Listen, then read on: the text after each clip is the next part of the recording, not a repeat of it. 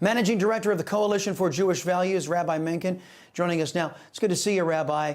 Many Seder tables in Israel around the world are expected to have some empty seats representing those killed or taken hostage on October 7th.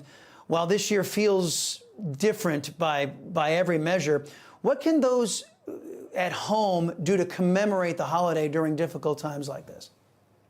Well, thank you so much for having me. And I have to say that the message of Passover is actually, it resonates as strongly as ever, and perhaps more strongly this year, because it's not just about the redemption and exodus from Egypt. It's also about the idea that we carry liberty with us even through the worst persecution.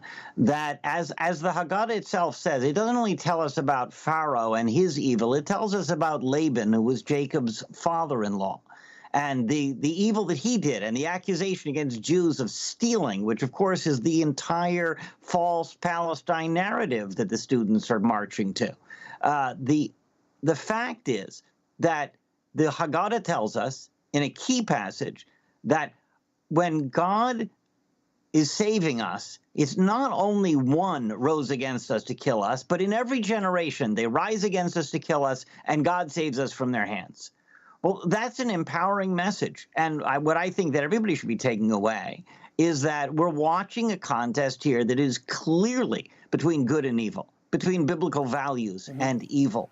The Barbarians are marching the campus, and we have university administrators who are clearly faced with a choice right now between Jews and anti-Semitic barbarians, as just became explicit at Columbia, and they are so far choosing the Barbarians. And we have to see which way that goes, because what that does to America is unbelievable.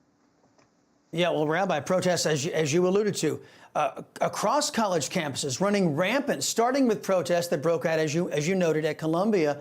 They've now spread to Yale, Harvard, MIT, Emerson, and Tufts. Earlier today, Columbia announced all classes will be held online in response to the anti-Israeli protests.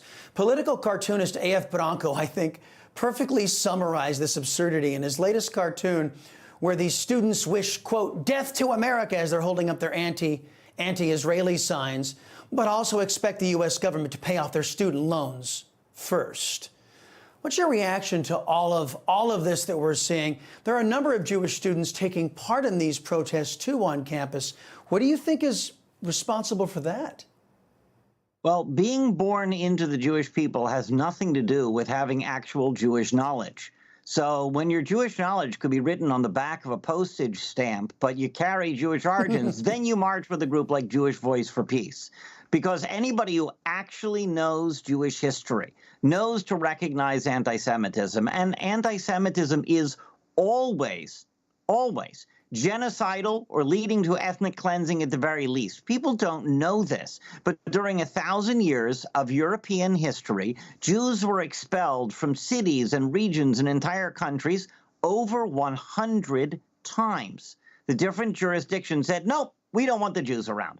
And this is now happening at Columbia University, the same way it happened in Germany in the Nazi era. So this idea, you know, first they started off, oh, it's just people expressing their own opinion. Then they went to, oh, it's just a matter of free speech. Well, now, actually, what you said about Columbia going virtual, that was actually in response to the rabbi of the OUJLIC at Columbia, the Orthodox rabbi, saying to students in a WhatsApp chat, in a long letter, I'm very sorry to write this, but for your own safety, you need to go home.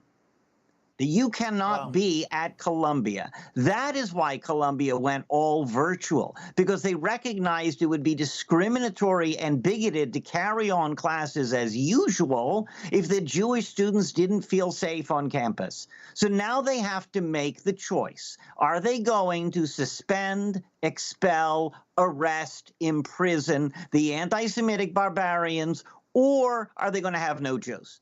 And each campus, like Yale and Harvard, they've got to make that decision now, very sadly. Rabbi, those who fail to learn from history are doomed to repeat it. Thank you very much. Have a blessed Passover, sir. Thank you for making time for us. Thanks so much for having me.